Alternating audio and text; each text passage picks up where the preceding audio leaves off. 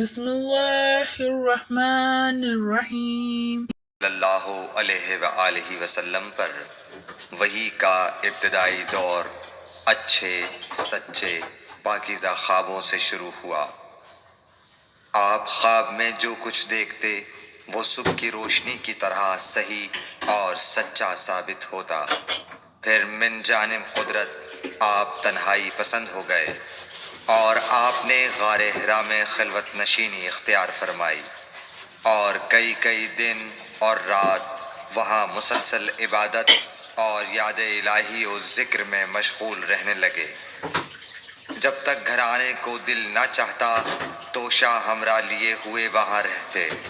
توشہ ختم ہونے پر ہی اہلیہ محترمہ حضرت خدیجہ رضی اللہ تعالی عنہا کے پاس تشریف لاتے اور کچھ توشہ ہمراہ لے کر پھر وہاں جا کر خلوت گزین ہو جاتے۔ یہی طریقہ جاری رہا یہاں تک کہ آپ پر حق منکشف ہو گیا اور آپ غار حرا ہی میں قیام پذیر تھے کہ اچانک حضرت جبرائیل علیہ السلام آپ کے پاس حاضر ہوئے اور کہنے لگے کہ اے محمد پڑھو۔ آپ فرماتے ہیں کہ میں نے کہا کہ میں پڑھنا نہیں جانتا۔ آپ صلی اللہ علیہ وسلم فرماتے ہیں کہ فرشتے نے مجھے پکڑ کر اتنے زور سے بھینچا کہ میری طاقت جواب دے گئی۔ پھر مجھے چھوڑ کر کہا پڑھو۔ میں نے پھر وہی جواب دیا کہ میں پڑھا ہوا نہیں ہوں۔ اس فرشتے نے مجھ کو نہایت ہی زور سے بھینچا کہ مجھ کو سخت تکلیف محسوس ہوئی۔ پھر اس نے کہا کہ پڑھ۔ میں نے کہا میں پڑھا ہوا نہیں ہوں۔ فرشتے نے تیسری بار مجھ کو پکڑا اور تیسری مرتبہ پھر مجھ کو بھینچا۔ پھر مجھے چھوڑ دیا اور کہنے لگا کہ پڑھو اپنے رب کے نام کی مدد سے جس نے پیدا کیا اور انسان کو خون کی پھٹکی سے بنایا۔ پڑھو اور آپ کا رب بہت ہی مہربانیاں کرنے والا ہے۔ بس یہی آیتیں آپ حضرت جبرائیل علیہ السلام سے سن کر اس حال میں غار حرا سے واپس ہوئے کہ آپ کا دل اس انوکھے واقعے سے کانپ رہا تھا۔ آپ حضرت خدیجہ کے ہاں تشریف لائے اور فرمایا کہ مجھے کمبل اوڑھا دو، مجھے کمبل اوڑھا دو۔ لوگوں نے آپ کو کمبل اوڑھا دیا۔ جب آپ کا ڈر جاتا رہا تو آپ نے اپنی زوجہ محترمہ حضرت خدیجہ رضی اللہ تعالی عنہا کو تفصیل کے ساتھ یہ واقعہ سنایا اور فرمانے لگے کہ مجھ کو اب اپنی جان کا خوف ہو گیا ہے۔ آپ کی اہلیہ محترمہ حضرت خدیجہ رضی اللہ تعالی عنہا نے آپ کی ڈھارس بندھائی اور کہا کہ آپ کا خیال صحیح نہیں ہے۔ اللہ کی قسم آپ کو اللہ کبھی رسوا نہیں کرے گا۔ آپ تو اخلاق فاضلہ کے مالک ہیں۔ آپ تو کنبہ پرور ہیں، بے کسوں کا بوجھ اپنے سر پر رکھتے ہیں، مفلسوں کے لیے آپ کماتے ہیں، مہمان نوازی میں آپ بے مثال ہیں اور مشکل وقت میں آپ امر حق کا ساتھ دیتے ہیں۔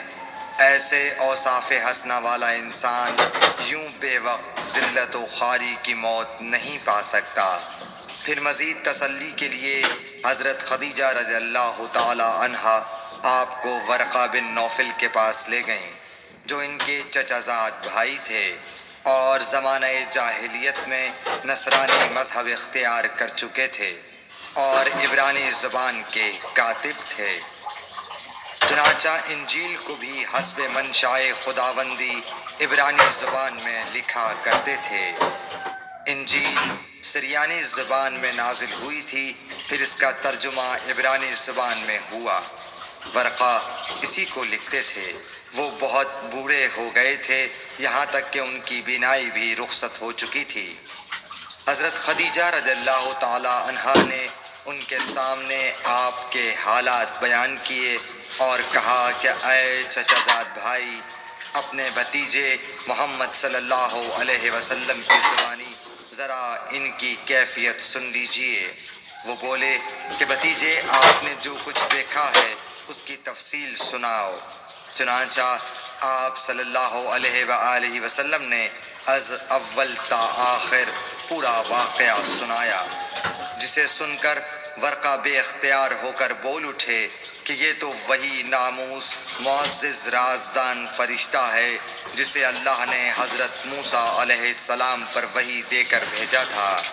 کاش میں آپ کے اس عہد نبوت کے شروع ہونے پر جوان عمر ہوتا، کاش میں اس وقت تک زندہ رہتا جب کہ آپ کی قوم آپ کو اس شہر سے نکال دے گی۔ رسول کریم صلی اللہ علیہ وآلہ وسلم نے یہ سن کر تعجب سے پوچھا کہ کیا وہ لوگ مجھ کو نکال دیں گے، حالانکہ میں تو ان میں صادق و امین و مقبول ہوں۔ ورقہ بولا، ہاں یہ سب کچھ سچ ہے، مگر جو شخص بھی آپ کی طرح امر حق لے کر آیا لوگ اس کے دشمن ہی ہو گئے ہیں۔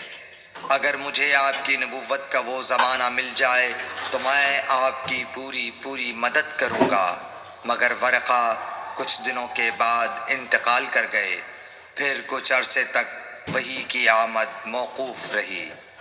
صحیح بخاری حدیث نمبر 3۔ حضور اکرم صلی اللہ علیہ وآلہ